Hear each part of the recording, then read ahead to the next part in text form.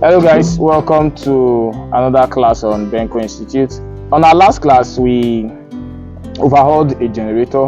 We attempted overhauling a generator. We loosed the generator from the tank even down to the last bolt. What we wanted to do was to make sure the generator come back to life, because according to our client, he said he has abandoned the generator for over a year.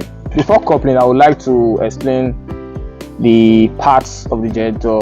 So without further ado, without wasting much of your time, let's dive into it. All right, starting with this is called the crankcase, or the block of the generator. This is the part that houses the engine oil. This is where you find the engine oil, and of course it also houses the governor. This is the governor of the generator. Okay, this governor is responsible for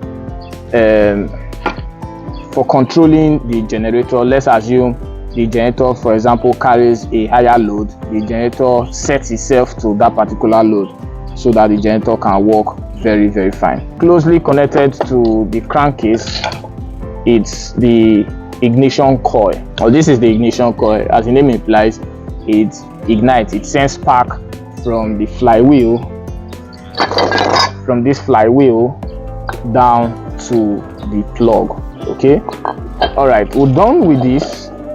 Let's talk about the piston. Of course, I expect you to know what the piston, the function of the piston. However, if you don't, this piston aids combustion. It is one of the necessary components for combustion. If the piston is bad, one of the many things that could happen is that there will be no combustion in your engine, and again, there could be your engine could smoke as well. You get, so this is just one of the many functions of a piston. The piston aids combustion. It's very necessary for combustion, and of course the piston is also found in the crankcase, and you find it inserted into this part. Okay, closely connected to the piston, we have the connecting rod. As the name implies, it connects both the piston and the crankshaft. Okay, this is the crankshaft,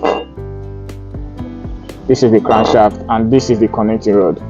The connecting rod connects both the piston and the crankshaft. I will quickly do a very short explanation so you get an idea of what I'm talking about. Okay, this is what we have now. This is what we have now. This is how the connecting rod, connects the piston to the crankshaft. And of course, this is always inside the engine, always inside the crankcase, and this allows for smooth movement of your generator. All right, let's look at this now. This is called the top cylinder.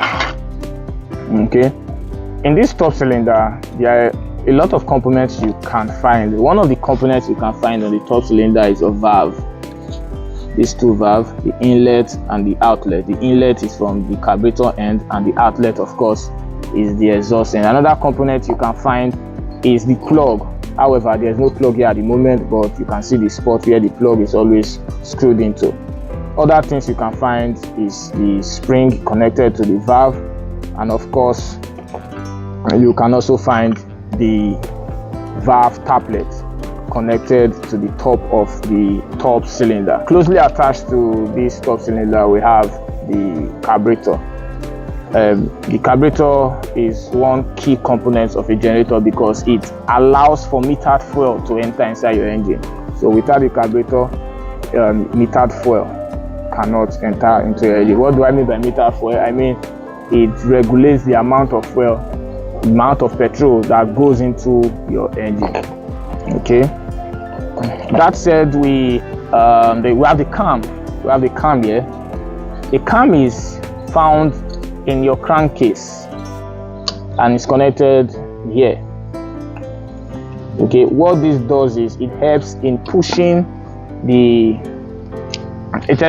cam follower. Okay, I will explain this very well. I will take my time with this explanation because it's quite technical. If you miss it, you've missed it. Okay, this is what happened. Okay, inside this engine, inside this crankcase, the cam follower, which is this, is connected here and here, and of course the cam is here, and then this pushing rod, they are found here. So what this does is, this is the pushing rod. What this does is, when the flywheel rotates, and of course it now rotates the crankshaft, at that point it pushes this cam to equally push this pushing rod, and of course the pushing rod eventually pushes the taplet. Okay, that may be a little difficult for you to understand, but I will give an illustration in this video, a further illustration in this video. We have the banjo, which is sometimes called the alternator seating. Okay, some people will call it the alternator seating, but in this part of the world it is popularly known as the banjo. What the banjo does is to allow for the alternator to sit.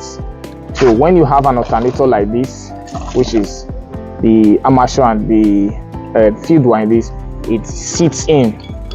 Of course, when it sits in, it allows for free movement. Okay, we have a pulley. What this pulley does is it allows for starting. Okay, what you find here is, when your starter,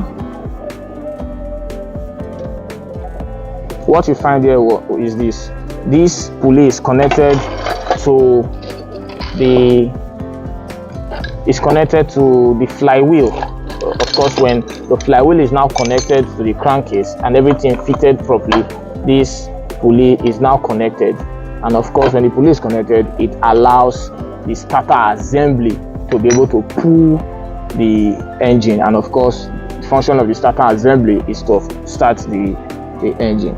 Okay, that said, another thing we have here now is the armature rear cover, or the alternator rear cover as it is sometimes called. Okay, the alternator rear cover. What this does is it acts as a housing. I will simply explain this. Let me explain this better a little. Remember I talked about the banjo, right? Let's say this is the banjo, this is connected to this is this. Okay, and of course we have the rear housing. You see, this is how it works. You see, this is how it works. This is where the banjo sits, and of course the rear housing sits here, just to put the alternator in great shape. Okay, now we have the exhaust. The exhaust is to give out the bad gases from the engine, is basically to give out output gases from the engine. Okay, that's where the smoke comes out from. All right, it is, if I am to liken it to a human being, I would say the videos. And if you want to speak with us directly in an inbox, let's say WhatsApp or about, you can click on the join button, as this will give you access to chat us up personally. Till meeting our next class, it's goodbye from us. Take care.